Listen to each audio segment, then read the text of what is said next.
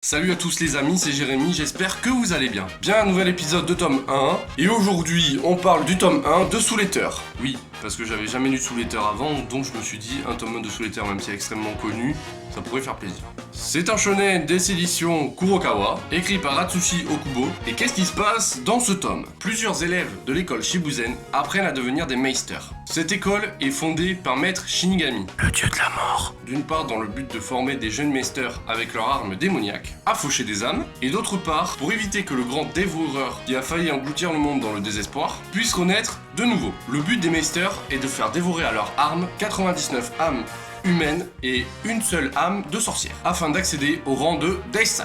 Qu'est-ce que j'en ai pensé de ce tome? Eh bien écoute, franchement, il est bien mais c'est pas la folie.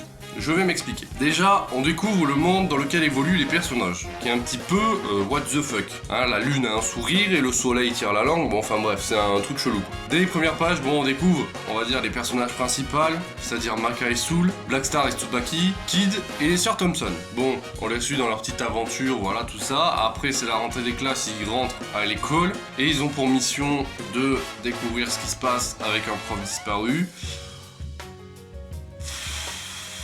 Voilà quoi, c'est pas la folie ce tome 1. J'ai acheté le tome 2, on va voir ce qui se passe dedans. Mais si ça reste comme le tome 1, bon, je sais pas si je vais continuer la collection. Ensuite, point important, on se plaint que dans Fairy Tail, il y ait beaucoup de fanservice. Là les gars, c'est pareil, hein. On voit des tétés, on voit des culottes, on voit des cucus, on voit tout ce que tu veux. Hein. Regarde.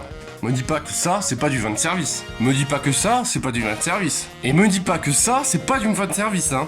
Bien pour conclure, je dirais que c'est cool, mais c'est pas ouf. Je vais lire le tome 2 pour voir ce que ça donne. Donc pour l'instant, ouais, on va dire que j'approuve ce manga, mais sans plus. C'est pas un truc à aller acheter de suite. On verra bien avec le tome 2 ce qui se passe, et si vraiment ça devient plus ouf, là oui, je vais kiffer. Bien les amis, merci d'avoir regardé cette vidéo. Si vous l'avez kiffé comme d'habitude, les petits pouces bleus. N'hésitez pas à réagir dans les commentaires, me dire ce que vous pensez de Soul Eater. N'hésitez pas non plus à nous rejoindre sur Facebook et sur Twitter, ça fera plaisir. Les liens sont dans la description. N'oubliez pas non plus de vous abonner. Et moi, comme d'habitude, je vous dis à très bientôt pour de prochaines vidéos. Ciao, ciao.